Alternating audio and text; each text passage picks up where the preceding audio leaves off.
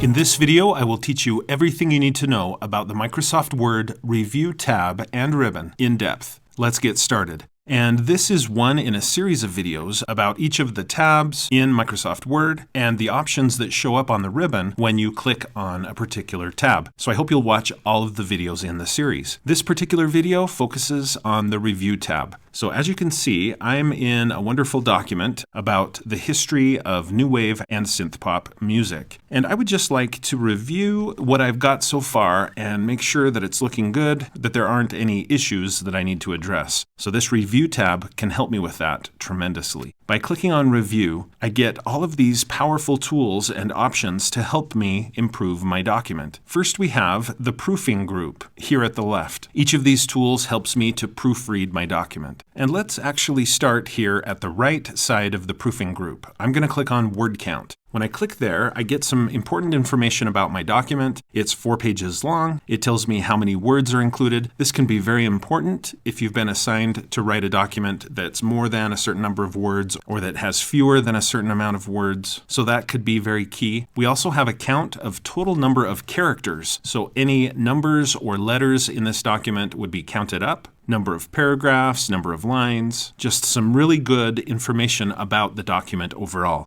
I'll click Close. In addition to checking that kind of information, really statistics about my document, I can also go over here and do a spell check, and I can pull up the thesaurus. So let's start with spelling and grammar. You can see that this button has 2 parts to it. If you click on the top part of the button, it opens up the editor here at the right and focuses on, in this case, spelling. I'm going to X out of that because you can click on the bottom part of the button and specify whether you want just spelling or spelling and grammar. In my case, spelling and grammar, that's fine. And I'll look over here at the right in the editor panel, and I can see that there are some issues with spelling in this document. Of course, funner is not a word. Microsoft Word is giving me some suggestions for maybe what I might have meant. In this case, none of those really work. So I'm just going to go to the document itself, and I'll double click on the word, tap backspace, and I'll actually delete the word the as well. So I've solved the problem just by going to the document and removing the misspelled word. I'm going to jump back to the editor now, and it's changed. And I'll show you how to get to this view of the editor a little bit later. But to get back into spelling and grammar, all I have to do is click on spelling in this case, and it moves on to the next word that's misspelled. Now in this case, it's clear what I was trying to type. I meant the word medium, and so I can just click here, and Microsoft Word puts in the correct word. So this is really nice. The next supposed spelling error is a repeated word, but as many of you know, this is not a mistake at all. Duran Duran is a wonderful new wave synth pop band, so it's not really an error. Microsoft Word is suggesting that maybe I delete the repeated word, but I don't want to do that, so I'll just click Ignore Once. So that will treat Duran Duran as what it is, a legitimate word or title of a band in this case, and it just moves on. So I can just continue this process of checking all of the misspelled words or words that Microsoft Word thinks are misspelled, and I can choose what the correct word is in each case, or in some cases you will want to just ignore the misspelling, because it may be the name of a company or a band in this case, or a person, and there's lots of variety out there about how we spell different words and different things. So if you do want to ignore, you can ignore either once or ignore all instances of the misspelled word. You can also add a word to the dictionary. So if there's a word that just is going to keep coming up in your work and Microsoft Word just assumes that it's misspelled, but it's not misspelled, you may want to go ahead and just add it to the dictionary so you don't have to go through this process every time you use that unusual word. In this case, I'll just click Wave and continue fixing the misspelled words. There I have Duran Duran again. There's another misspelled word.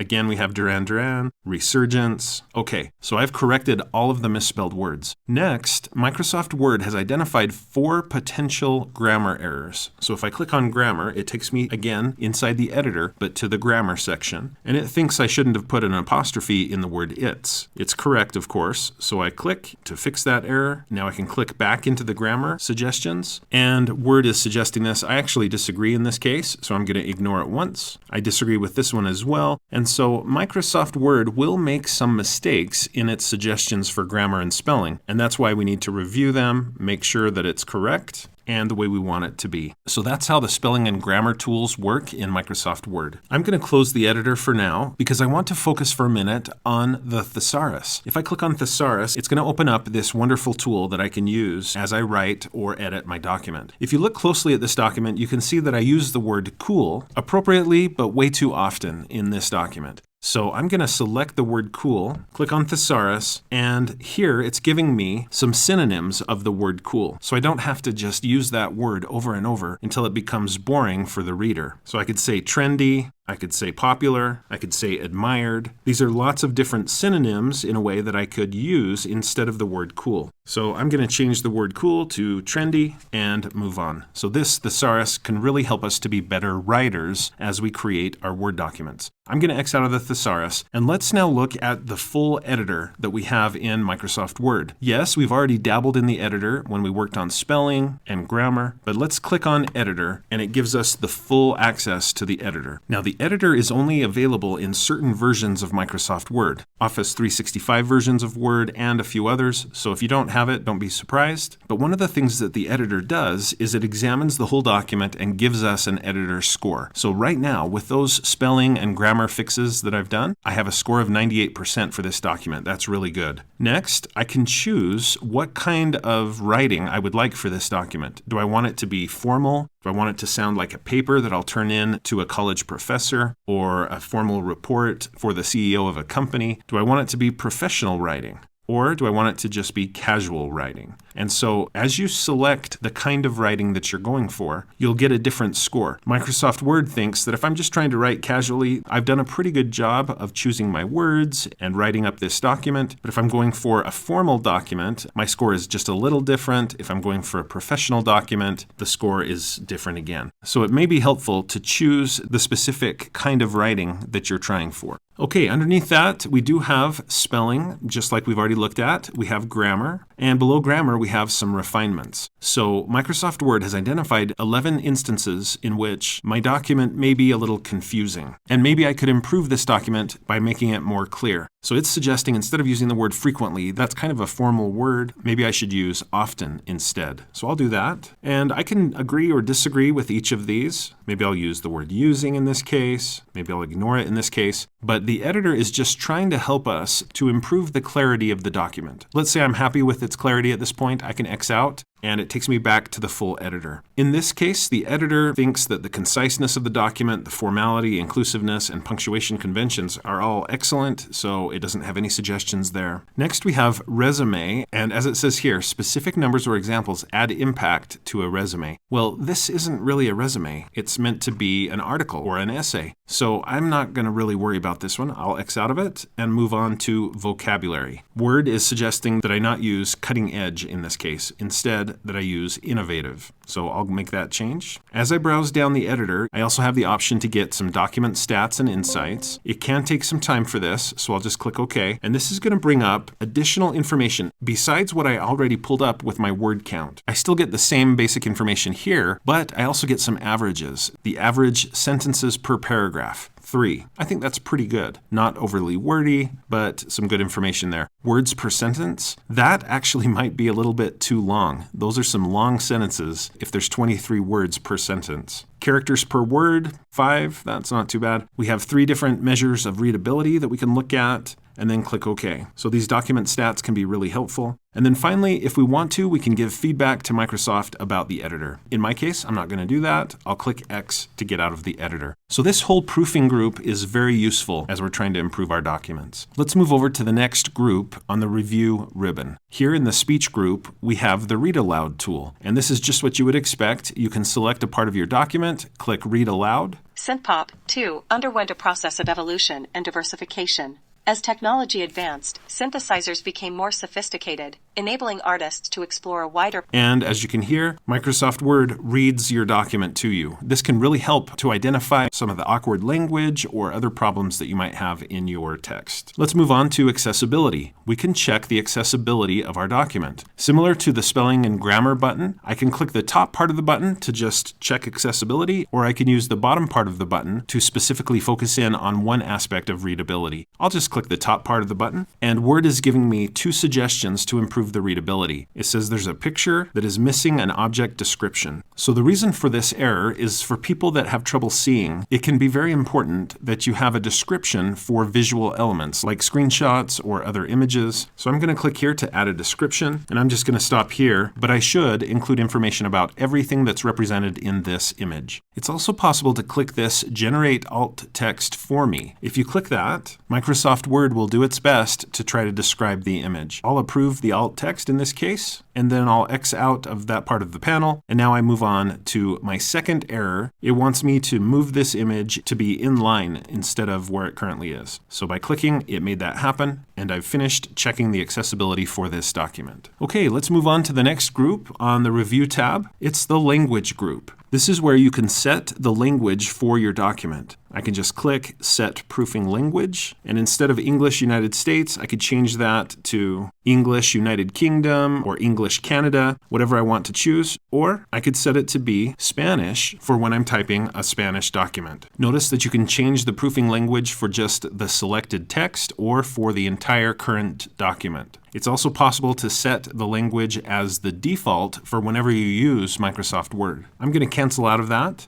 In addition to setting the language for either your document or a part of the document or for all of Microsoft Word, you can click here on Language Preferences to get even more options. You can see that you can change how the buttons, menus, and other controls show up in Microsoft Word. Do you want these options in English, or do you want to add another language? Maybe I could add Spanish, and then choose Spanish as the language that I want these tools and other controls to show up in. Similarly, you can add languages for spell check and other editing tools, and then just click OK. I'm going to cancel that, and I want to show you that there's another powerful tool here in the language group, and that is Translate. So here, I've selected the words Become a Member, and I'll just click on Translate. I could translate the whole document. In this case, I'll just translate this selection of the document. It brings up the translator panel, and here it's translated Become a Member into Spanish. If I'm happy with this translation, I can click Insert, and my English phrase has been changed into Spanish. I'm going to X out of the translator, and it's time now to move on to comments. So these commenting tools are fantastic, especially if you're going to be collaborating with someone else in your Microsoft Word document. So let's say that I'd like to add a comment here about the introductory paragraph. Here on the Review tab in the Comments group, I'll just click New Comment, and I get a pop-up here at the right, and I can type in my comment. And I've typed in my comment, and then I can just click this Post Comment button. Now notice, if you add an @ symbol, you can then put in a person's name, and they will be notified of your comment. In this case, though, it's just a generic comment, so I'll click to add the comment to the document. So now, when the people who I'm collaborating on this document with go into the document, they'll see my message, and they'll be able to reply if they want to. Now that I have a comment in my document, the delete button becomes active. I can just delete this comment by clicking here, or I can click the bottom part of the delete button to delete all comments in the entire document, or just the resolved comments. You can also quickly jump to the next comment or the previous comment, and there are some options for showing the comments. Do I want to show the comments in a contextual way? Usually that's the best option, I think. It just shows me that this person made this comment about this part of the document. So that's in context. But I could click List, and it would simply list all of the comments here at the right. So those are some options to think about. I'll just switch back to contextual, and I'm going to go ahead and just click Delete to delete this comment. Okay, let's move on to the Tracking group. In Microsoft Word, you can track the changes that have happened in your document. You can choose to track changes made by everyone or just by you. It's also possible to lock tracking. You can password protect it so that people can't turn off track changes. In my case, I'll just click Just Mine, and now that Track Changes is turned on, if I add to or change my document in any way, notice that the change is marked in a different color, red, and in this way, I'll be able to track the changes that I've recently made. Now you'll notice with the changes that I'm making, anytime I make a change, in addition to being marked in red, I'm getting a little mark here at the left to draw my attention to those changes. Now in this tracking group, I have some options for the kind of markup that's going to happen. Do I want just simple markup, all markup, no markup, or the original? So in this case, I'm going to go with simple markup. It's not going to change the color of the new changes, but it is going to draw my attention to the changes with this mark here at the left. When you're ready to print, though, you may want to switch this to original to get rid of those marks at the left. I'm going to go back to simple markup. Underneath that, we have show markup, and this is where you can choose what counts as a change to be tracked. Do you want to show markups that are insertions and deletions? It seems like that's one of the most basic things that you would want to track. So yes, I'm going to turn that on. What about changes to the formatting, using bold or italics, etc.? Yes, again, it seems like that's a very basic thing to want to track in your documents. We also have balloons, specific people that you want to track or not track, and highlight updates. Underneath that, we do have the review pane. If you click here, the review pane opens up and you can see a history of the changes that have been tracked. If you click here on the arrow to the right of reviewing pane, you can show the reviewing pane instead of vertically, horizontally. So that's just a preference option. I like vertically a little bit better. Now, one of the nice things about this revisions pane that opens up is if you click on one of the changes, the document will jump to that change so that you can look at it in detail. Sometimes you have to double click to make that work, but it will jump to the place in your document where the change happened. Okay, let's move on to the changes group. This is where you can decide to accept or reject the recent changes. So I'm going to go to the previous change, and of course, I'm going to accept this because it's absolutely true. I can just click this button to accept the change and move to the next, or I could click the bottom part of the button to simply accept the change or accept all changes, or there's other options as well. It's also possible to reject the change. I'm going to accept it, and I'll accept a couple more. Maybe I don't want this exclamation point here, so I'll click reject, and it goes back to just being a period. So again, this part of the review ribbon, the comments and the tracking and the changes, those are all excellent, especially for if you're collaborating with other people on a document. You can have a reviewer mark up changes that they want to suggest to the document, and then maybe you're the one in charge of deciding the final edits for the document. You could just accept or reject their suggestions. All right, let's move on to the compare group. We have a compare button and we can click on it to compare this version of the document with a previous version. And this is something that's kind of hard to show in this case, but if you have multiple versions of your document and they're saved on the server, you can compare the two to see what the differences are. Okay, let's move on to protect. It is possible to block authors. You can use the block authors button to prevent any of your collaborators from changing the selected text. So I'm going to click and drag to select all of my first paragraph, and I can click block authors. And at this point, no one else should be able to edit the text in this first paragraph. Now, I can still edit it. I can still change it, delete things, or whatever I want to do, but my co-authors will not be able to change this paragraph. If you change your mind, you can release all of my blocked areas, and then they'll be able to make changes. Okay, a similar option I have is I could click and drag to select a range of text, and then choose Restrict Editing. And I'm going to expand this panel here so you can see it a little bit better. I could limit the formatting to a selection of styles. So if I check this box and then check Settings, I could remove some of the styles that I don't want my co-authors to access. I could just get rid of those options if I want to. There's some other formatting options here below that I could look through, but I'm just going to go ahead and cancel that, and I'm going to turn off Limit Formatting. You can also restrict the kind of editing that's allowed for your document. I could make it simply a read-only experience for my co-authors. That's basically taking all of the control for this document on myself and leaving out my co-authors. If you want to, though, you could allow only tracked changes so that your co-authors can only work on those, or limit it just to comments or to filling in forms. Now, if you do set restrictions, it's possible to have some exceptions. Right now, I don't have any specific co-authors listed, but I could add more users and make them be exceptions to this rule, where they can make more edits than others. Okay, am I ready to start applying these settings? You can turn them off later. If so, I can click Yes, Start Enforcing Protection, and then only the authors or editors that I've selected will be able to do the certain things that I've selected for them to do. I'm going to X out of the Restrict Editing panel, and let's move on to the last group that I have on my Review tab and ribbon. It's the Hide Ink group and button. And this has to do with drawing.